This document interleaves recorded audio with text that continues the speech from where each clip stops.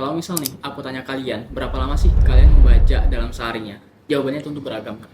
Tapi, kalau misal kita lihat ke data ini ya, Indonesia itu dalam setahunnya menghabiskan waktu 129 jam untuk membaca. Kedengarannya banyak kan? Tapi, kalau misalnya kita lihat ke negara lain, contohnya nih, kayak Belanda ya, mereka itu menghabiskan waktu 182 jam. Belum lagi ada negara kayak Rusia, Australia, di mana mereka menghabiskan waktu di atas 200 jam. Dan juga ada Amerika, Prancis, India, di mana mereka menghabiskan waktu di atas 300 jam. Sekarang, angka 129 jam kita kedengaran kecil. Terus juga ada nih data dari UNESCO ya, yang mengatakan kalau orang Indonesia itu giat membacanya ada di angka 0,001%. Artinya apa? Artinya, kalau misal kalian kumpul 1.000 orang di satu tempat, di tempat itu cuman ada satu orang yang giat membaca. Nah, makanya di sini aku mau membahas sedikit ya mengenai membaca. Sebenarnya apakah beneran bermanfaat atau cuman omong kosong belaka?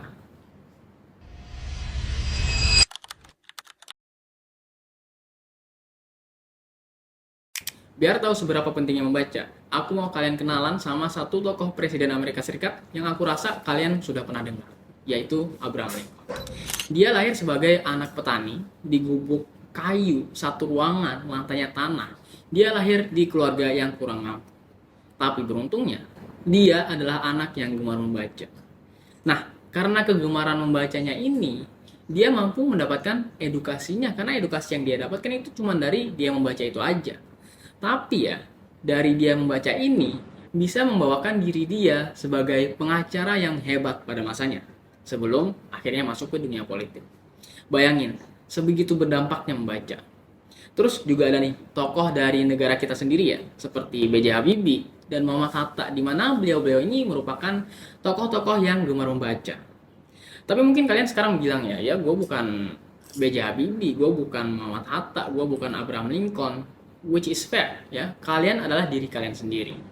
Makanya aku mau mengajak kalian untuk berkaca ke dunia kalian sekarang, di mana dunia ini itu semuanya kan serba harus membaca.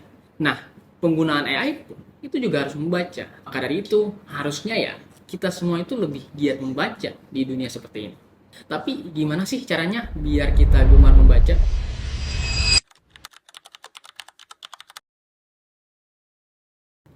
Jadi, Dinas Perpustakaan dan Kearsipan Kabupaten Banjar itu sudah menerapkan program-program agar generasi mudanya suka membaca. Programnya apa aja sih? Yang pertama, digitalisasi. Di dunia yang semakin kesini semakin digital, diharapkan ya perpustakaan bisa catch up gitu, bisa mengejar. Ini mereka sudah lakukan dengan membuat aplikasi yang bernama iMartapura. Aplikasi ini apa sih? Jadi di aplikasi ini itu isinya e-book ya yang bisa dipinjam dan dibaca secara sepuasnya. Dan cara makainya pun gampang ya.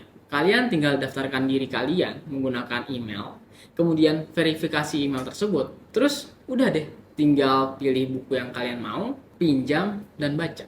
Gampang kan? Nah, nggak cukup di situ, mereka juga mengadakan yang namanya perpustakaan keliling, di mana mereka meletakkan perpustakaan mobile di sekolah-sekolah biar nggak ada lagi yang namanya malas membaca karena malas ke perpus. Soalnya ya perpusnya udah ada di mereka kan. Nah, dengan program-program ini tentunya inginnya biar generasi muda suka membaca kan. Tapi apakah cukup dengan program-program aja?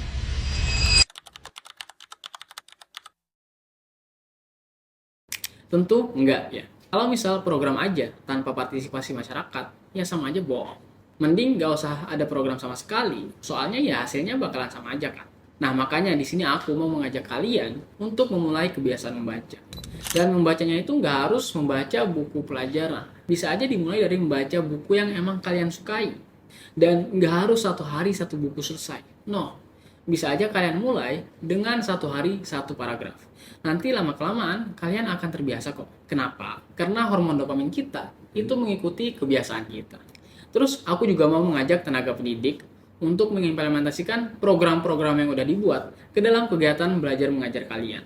Misalnya nih, membaca mungkin di pagi hari sebelum kelas mulai, atau mungkin di sore hari sebelum anak-anak pulang.